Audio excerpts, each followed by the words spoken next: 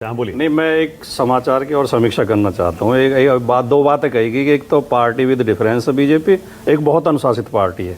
ये लगभग 44 सीट हारे हैं यूपी में, 44 की 44 पे अलग अलग समीक्षाएं हुई और वो खबरें लोकल जिले तक रह जाती हैं, वो बड़े तौर पर खबरें नहीं आती हैं।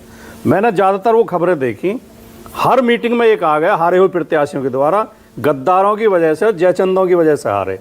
तो भारतीय जनता पार्टी में कितने गद्दार और कितने जयचंद भरे हुए हैं, अगर इन खबरों की समीक्षा कर लें तो ये पता चलता है। अरे और आपकी जो हारी है सीट, उनकी भी समीक्षा बता दीजिए। क्या हमारे किसी प्रत्याशी ने बताइए, हमारे किसी प्रत्याशी ने ये कहा हो कि हम भीतर घात से आ रहे हैं, तो आप बता दो। एक लाइन देखिए, जो विधायकों से योगी जी के मिलने के दो मायने हैं। हाँ। एक तो जो विधायकों की नाराजगी है, एक सेकंड बस जो उसकी जो नाराजगी है उसको दूर करने का प्रयास। एक दूसरा भी संकेत होता है, ज्यादा से ज्यादा विधायकों को अपने पक्ष में करना, ताकि आला कमान हिम्मत न कर सके। दोनों तरह की बात। डॉली बोलिए, क्या कह रहे हैं? मैं कह रही थी मानक जी, इनके तो नेता विधायक अजय सिंह और हरीश द्विवेदी पूर्व सांसद, ऐसे नेताओं ने कहा है कि भारतीय जनता पार्टी अब पार्टी नहीं प्राइवेट लिमिटेड कंपनी बन गई है।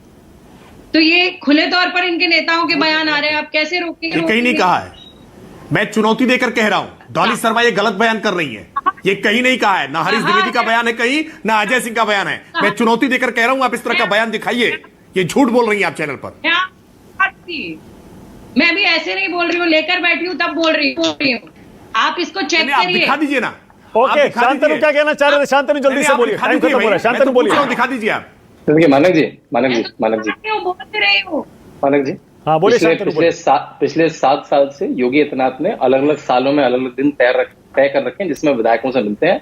हम लोग कई बार वो रूटीन में उसको देखते नहीं है, तो और वो फिर मंडलों, जैसे भाजपा को कई क्षेत्रों में बांटा, उन क्षेत्र के लोगों से मिलते हैं। आप उनके साथ की तस्वीरें, उनकी इंडिविजुअल तस्वीरें अगर आप अपनी टीम को लगा लेंगे तो आपको हजारों तस्वीरें ऐसे उनके जो सीएम ऑफिस वाले हैंडल पे भी उनके उसमें हैंडल। तो कई बार क्या होता है, जैसे अभी डॉली जी ने बोल दिया कि उन्होंने कुछ बोला था, ये झूठ चल जाता है। आई थिंक मेरे ख्याल से ये राजनीतिक डिस्कोर्स में आ गया है कि झूठ फेंको, भाग जाओ।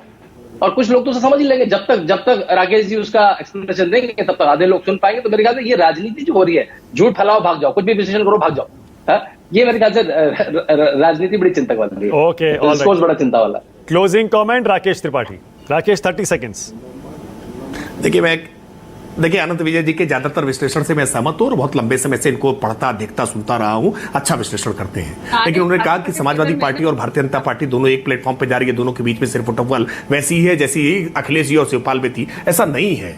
अखिलेश जी और शिवपाल में जिस तरह की फुटबॉल थी जिसमें अखिलेश जी बड़ी पीड़ा के साथ रो रहे थे मंच पर खड़े होकर के, और मंच पर हाथापाई मुलायम सिंह यादव जी के साथ हुई थी, हमने देखा था ना।